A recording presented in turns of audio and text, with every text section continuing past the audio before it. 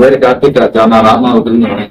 நான் ஒரு 2-3 மாசமா வந்து முத்து இன்டர்நேஷனல் சேனல் வந்து ஃபாலோ பண்ணிருக்கேன். அது ஒரு நல்ல ஆஃபர் இருந்துச்சு. அவ்வளோ நேரம் போய் இன்டர்வியூ அட்டன் பண்ணேன், செலக்ட் ஆகிட்டேன். ஒரு மாசத்துக்குள்ளே விசா வந்துருச்சு. இப்போ முத்து இன்டர்நேஷனல் மூலியமா நான் வந்து மஸ்கட் போக போறேன்.